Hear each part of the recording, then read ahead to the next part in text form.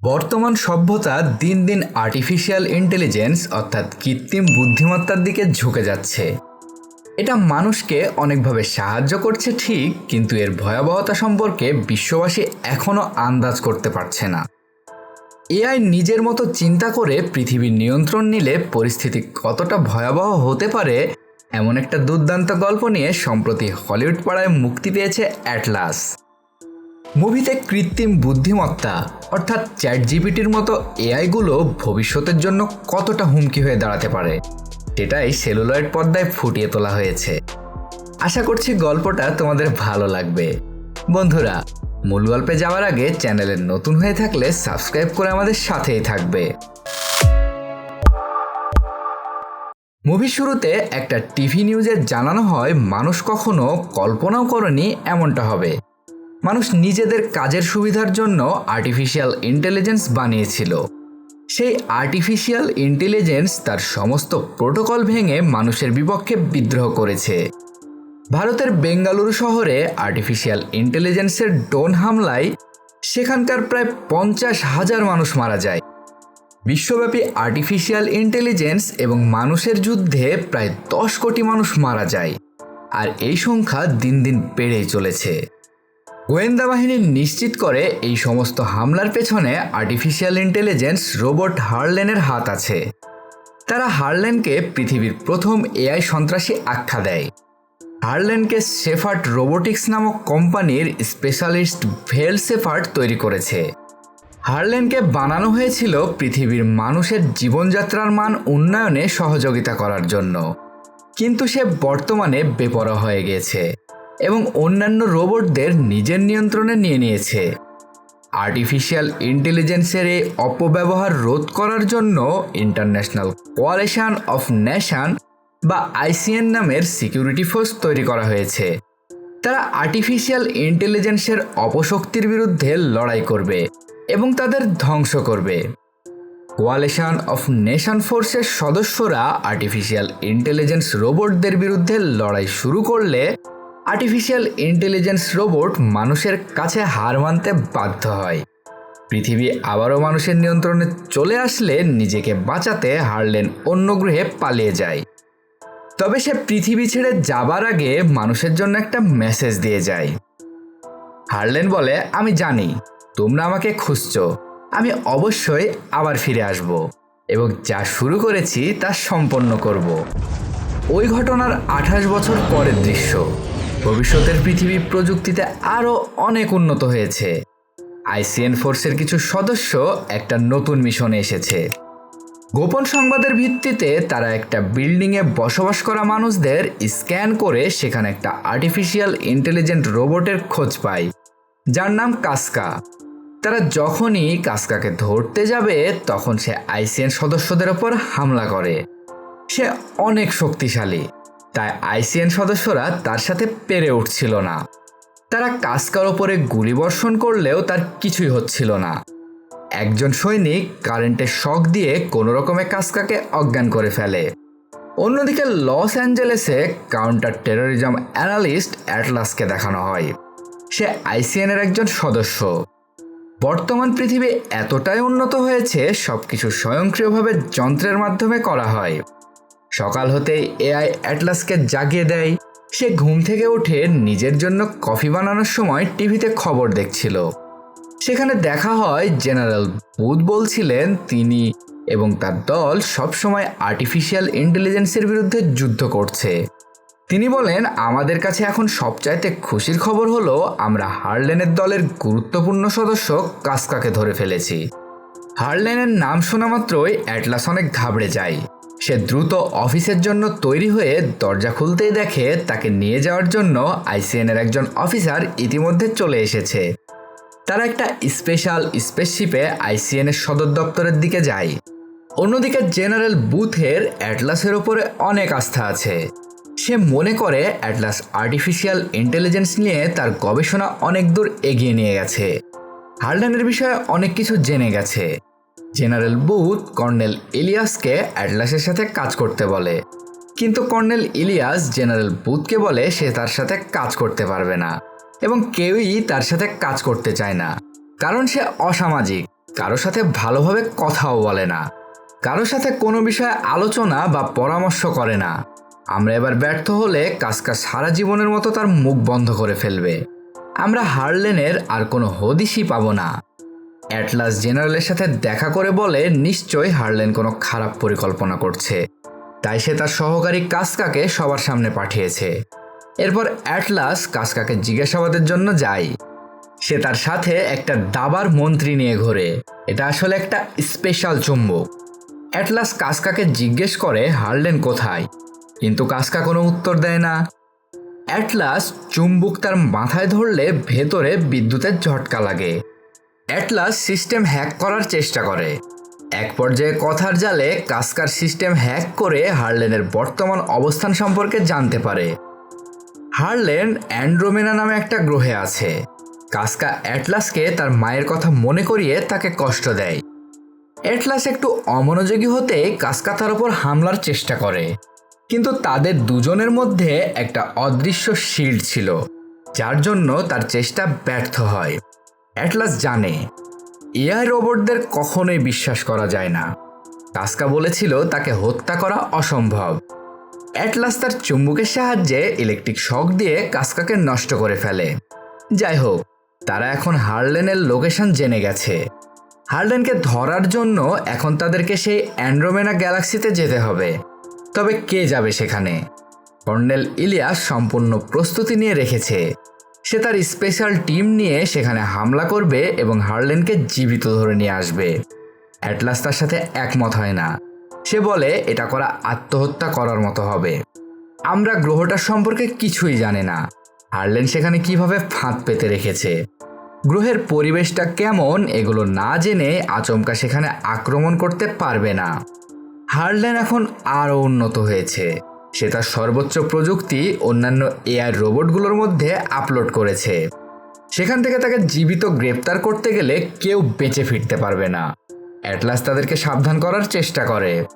Colonel অ্যাটলাসকে ক্যাম্পে নিয়ে আর্কশুট robot দেখিয়ে বলে চিন্তা করার কিছুই নেই, আমরা এগুলোর সাহায্যে তাদের মোকাবেলা করব।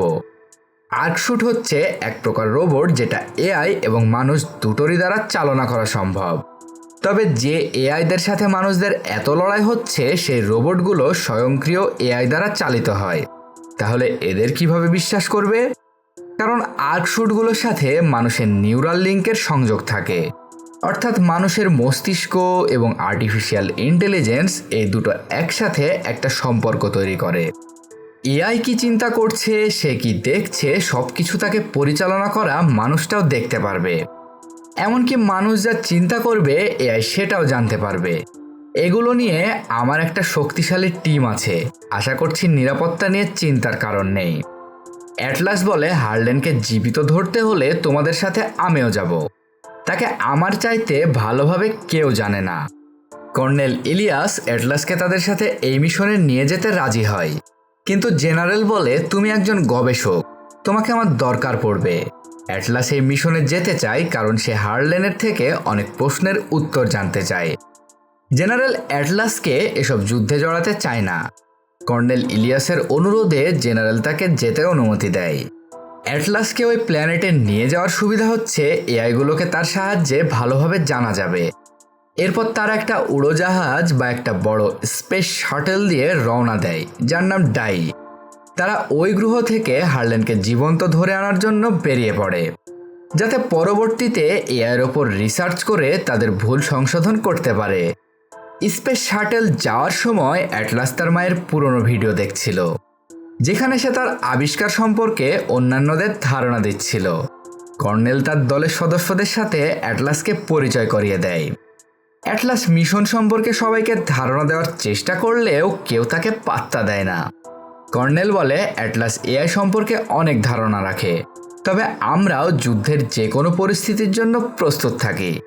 বেশ কিছুটা টাইম ট্রাভেল করার পর নির্দিষ্ট লোকেশনে পৌঁছে ওই গ্রহের কাছাকাছি পৌঁছাতে হারলেনের তৈরি কিছু এআই ড্রোন স্পেসশিপের উপর হামলা করে। পরিস্থিতি খারাপ দেখে প্রতিটি রেঞ্জার তাদের নিজস্ব আর্কস্যুট পরে স্পেসশিপ থেকে নিচে ঝাঁপ দেয়, কিন্তু হারলেনের তৈরি ওই ড্রোনগুলো তাদের উপর অনবরত হামলা চালিয়ে যায়। অ্যাটলাস কিছুই বুঝতে পারছে না এই মুহূর্তে তার কি করা উচিত। ঠিক তখন কর্নেল ইলিয়াস তাকে জোর করে একটা আর্ক শ্যুটের মধ্যে ঢুকিয়ে দেয়। অ্যাটলাস তাকে জানায় এই শ্যুট চালানোর কোনো ধারণাই তার নেই, কিন্তু এই ধ্বংস হতে চলা স্পেসশিপ থেকে নিচে নামার জন্য ওই শ্যুট তার অবশ্যই লাগবে। ফলে ওই শ্যুটের মাধ্যমে সে অজানা গ্রহে ল্যান্ড করে, কিন্তু দুর্ভাগ্যবশত সে বাকিদের থেকে সম্পূর্ণ আলাদা হয়ে পড়ে। ওই শ্যুটের এআই নিজেকে স্মিথ হিসেবে অ্যাটলাসের সাথে পরিচিত হয়। স্মিথ তাকে জানায় একটা বিশেষ ডিভাইস কানে লাগিয়ে তার সাথে যুক্ত হতে হবে, কিন্তু অ্যাটলাস তাকে জানিয়ে দেয় সে কোনোভাবেই তার সাথে যুক্ত হবে না। তাই এসব বিষয় সময় নষ্ট না করে যত তাড়াতাড়ি সম্ভব ড্রপ পয়েন্ট খুঁজে বের করো, মানে যেই স্থানে অন্যান্য রেঞ্জাররা ল্যান্ড করেছে। স্মিথ তখন তার কৃত্রিম বুদ্ধিমত্তা কাজে লাগিয়ে জানায় এখান থেকে ড্রপ পয়েন্ট প্রায় 98 কিলোমিটার দূরে।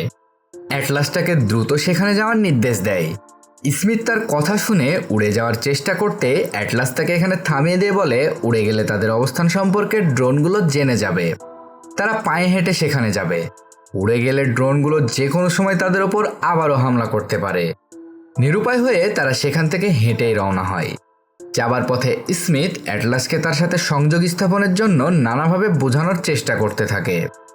স্মিথ বলে তুমি আমার সাথে যুক্ত হলে শত্রুপক্ষের সাথে লড়াই করাটা আমাদের জন্য অনেক সহজ হবে, কিন্তু অ্যাটলাস কোনোভাবেই তার কথায় রাজি হয় না।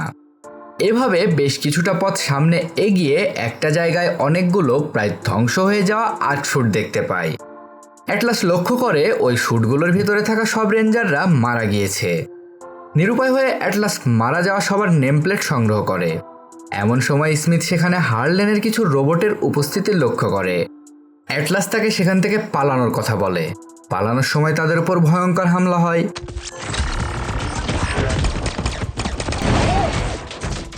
একসময় রোবটগুলো চারিদিক থেকে ঘিরে ফেললে অ্যাটলাস বাধ্য হয়ে আয়ন নামক একটা বোম ফায়ার করে। এতে হার্লেনের রোবটগুলো নিমিষেই বোমের বিস্ফোরণে ধ্বংস হয়ে যায়। কাস্কা নামক সেই রোবটটি আবারও তার সামনে এসে উপস্থিত হয়, যাকে দেখে অ্যাটলাস অবাক হয়ে যায়। কাস্কাকে জিজ্ঞাসাবাদ করার পর সে তাকে নষ্ট করে দিয়েছিল। তাই এখানে এই অবস্থায় তার দেখা পেয়ে অ্যাটলাস কি করবে কিছুই বুঝতে পারছিল না। পরবর্তীতে বুঝতে পারে হার্লেন তার লক্ষ্য পূরণ করার জন্য কাস্কার বেশ কিছু ক্লোন তৈরি করেছে, যার একটাকে সে পৃথিবীতে পাঠিয়েছিল। আয়ন বোমের বিস্ফোরণে একটা সিঙ্কহোল সৃষ্টি হলে তারা মাটির গভীরে আটকা পড়ে, কিন্তু নিচে পড়ার সময় অ্যাটলাস বুঝতে পারে তার একটা পা ভেঙে গেছে। তখন স্মিথ প্রাথমিক চিকিৎসা দিয়ে পায়ে ব্যান্ডেজ লাগিয়ে তাকে কিছুটা সুস্থ করে তোলে। অ্যাটলাস স্মিথের কাছে জানতে চায় তাদের এই স্থান থেকে বেঁচে ফেরার আশা কতটা। তখন স্মিথ তাকে আবারও প্রস্তাব দেয় তার সাথে সংযোগ স্থাপন করার জন্য। সে বলে তারা দুজনে একসাথে সংযুক্ত হতে পারলে হয়তো তাদের বেঁচে ফেরার আশা অনেকটাই বেড়ে যাবে। অ্যাটলাস নিরুপায় হয়ে সেই ডিভাইস কানে লাগিয়ে নিজেকে স্মিথের সাথে যুক্ত করে, কিন্তু কিছুক্ষণের মধ্যেই তাদের এই সংযোগ প্রক্রিয়া থেমে যায়। স্মিথ তাকে জানায় তার স্মৃতিতে এমন কিছু আছে যেটা অ্যাটলাস কাউকে জানাতে চায় না, সে কারণে হয়তো তাদের এই সংযোগে সমস্যা হচ্ছে। কোনোভাবে 40% ডাটা ট্রান্সফার কমপ্লিট হওয়ার পর অ্যাটলাস স্মিথের সাহায্যে ওই গুহা থেকে ওপরে উঠে আসে। স্মিথ তাদের দুজনের সংযোগ 100% করার কাজ চালিয়ে যায়। কাস্কা শৃঙ্খল থেকে বেরিয়ে হার্লেনকে জানায় আমি অ্যাটলাসকে হারিয়ে ফেলেছি। হার্লেন তাকে খোঁজার নির্দেশ দেয়। ওদিকে দেখা যায় হার্লেন কর্নেল ইলিয়াসকে ধরে নিয়ে গিয়ে তার কাছ থেকে সিকিউরিটি কোড জানার চেষ্টা করছে। তাদের কানেকশন 60% কমপ্লিট হয়ে যাওয়ায় স্মিথের সমস্ত হাতিয়ার অ্যাটলাসের আওতায় চলে আসে।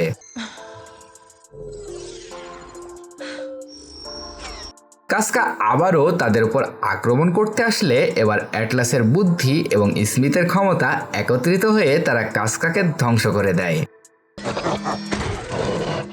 অ্যাটলাস সিদ্ধান্ত নেয় তারা এখন হার্লেনের বেজ ক্যাম্পে গিয়ে তাকে ধ্বংস করবে, কিন্তু এই কাজে স্মিথ তাকে বাধা দেয় কারণ তাদের কাছে সময় খুবই কম। যত দ্রুত সম্ভব তাদেরকে রেস্কিউ স্পেসশিপের কাছে উপস্থিত হতে হবে। এটা শুনে অ্যাটলাস একাই হার্লেনের বেস ক্যাম্পের দিকে যেতে চায়, কিন্তু স্মিথ তার নিউরন লিঙ্কের সাহায্যে অ্যাটলাসকে আটকে দেয়।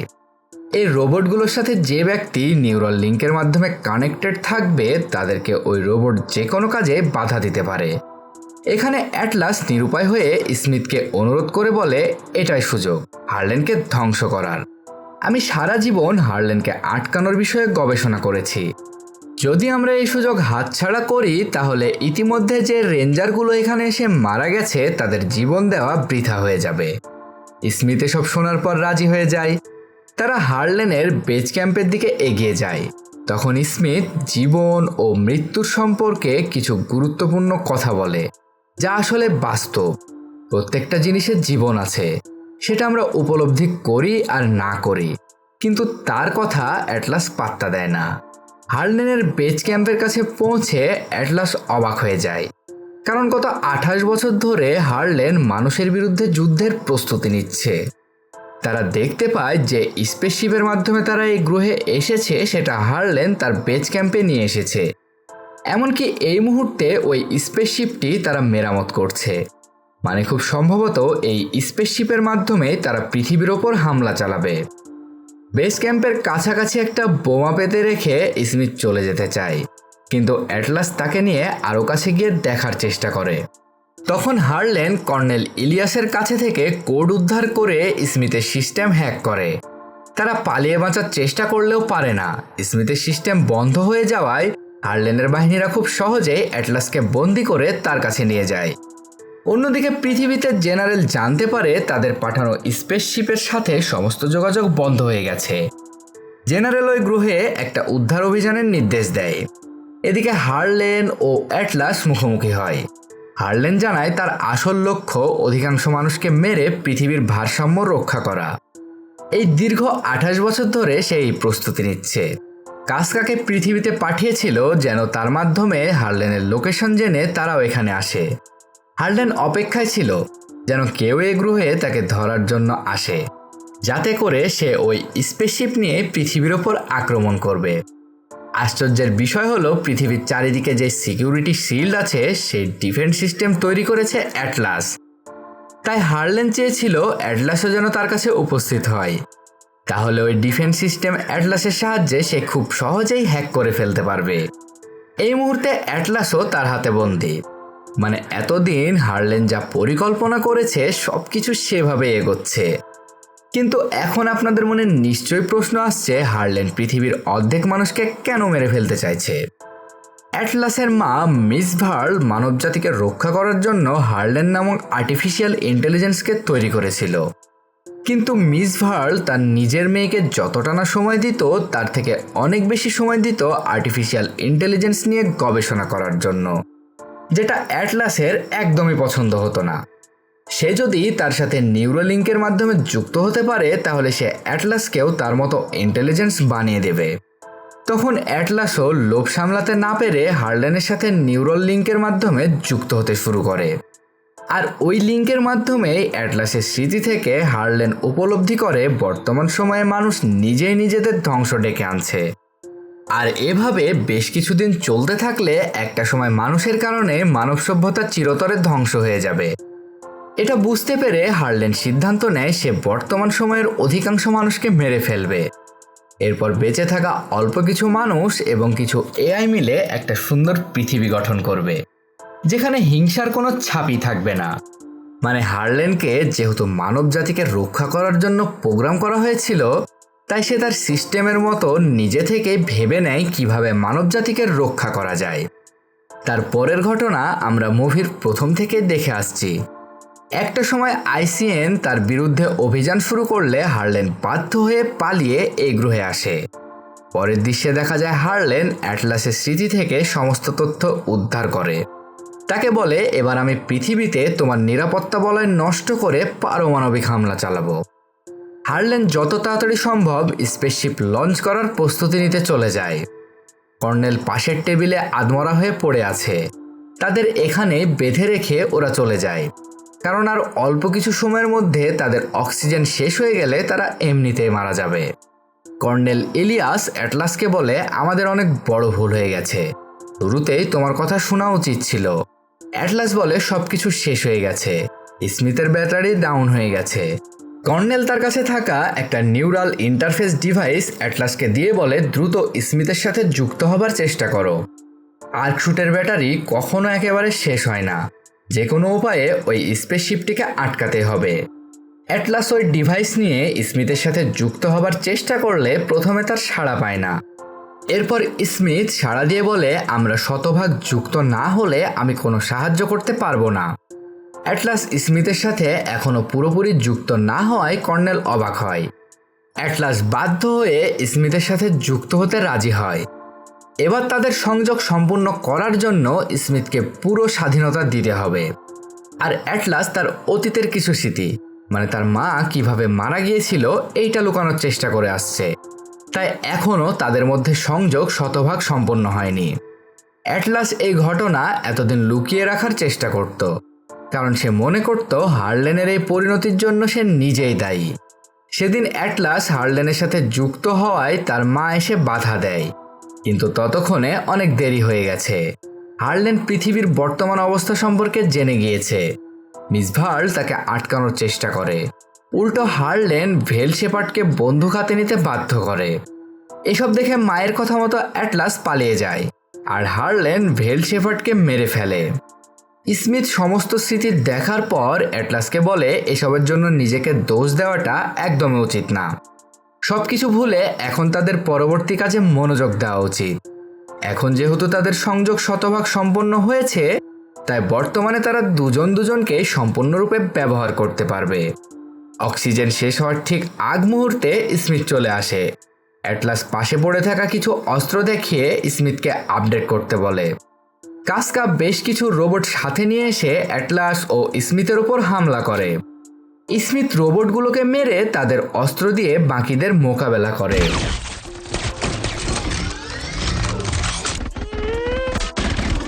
কিন্তু রোবটগুলো সংখ্যায় অনেক।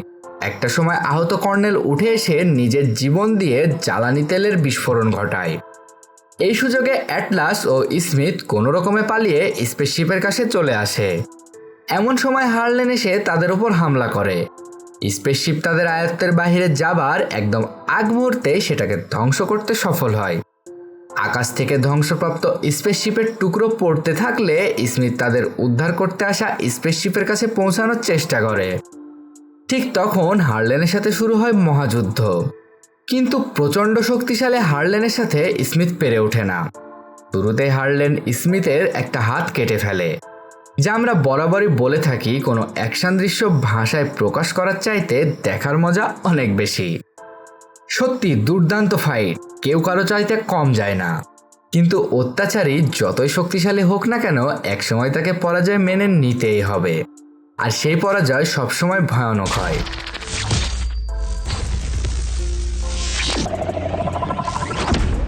একটা সময় অ্যাটলাস গুরুতর আহত হয়ে জ্ঞান হারিয়ে ফেলে।